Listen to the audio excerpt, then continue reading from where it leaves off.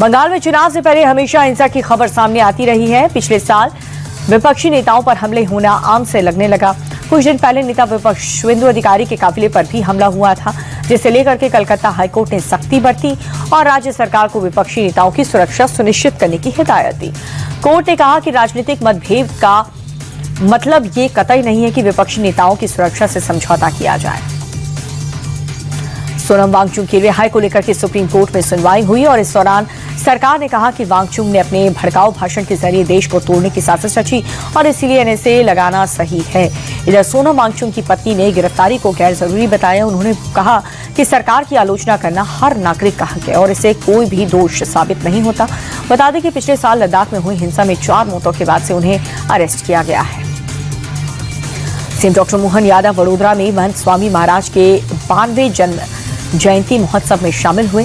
कार्यक्रम में गुजरात के सीएम भूपेंद्र पटेल भी मौजूद रहे। सीएम डॉक्टर मोहन यादव ने महाराज का आशीर्वाद लेकर कार्यक्रम को संबोधित किया। सीएम डॉक्टर मोहन यादव ने कहा कि गुजरात की धारा में मानव कल्याण और सनातन का संदेश दिया। छत्तीसगढ़ के सीएम विष्णुदेव साय ने आज कई कार्यक्रम में हिस्सा लिया।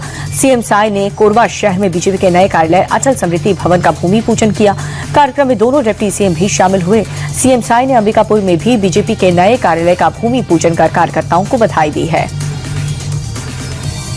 एयर इंडिया ने अपने एक ड्रीम लाइनर बोइंग को ग्राउंड किया है। पायलट के फ्यूल कंट्रोल में गड़बड़ी की शिकायत के बाद प्लेन को ग्राउंड किया गया। एयर इंडिया की ओर से डीजीसीए को पूरे मामले की जानकारी दे दी गई है। Dreamliner Boeing plane London से बेंगलुरु आया था और रिपोर्ट्स के मुताबिक फ्यूल कंट्रोल स्विच में दिक्कत ने अहमदाबाद के एक बड़े हादसे को जन्म दिया था। शोले फिल्म में धर्मेंद्र ने पानी की टंकी पर चढ़ करके हाई वोल्टेज ड्रामा किया था और अब से ऐसा ही मामला कर्नाटक के बागलकोट से सामने आया है, जहां पर नशे की हालत में युवक टावर पर चढ़ गया। आधे घंटे तक वो नीचे खड़े लोगों से फोन मिलाता रहा और तभी वो सेल्फी लेता रहा तो कभी हाई वोल्टेज ड्रामा करता रहा।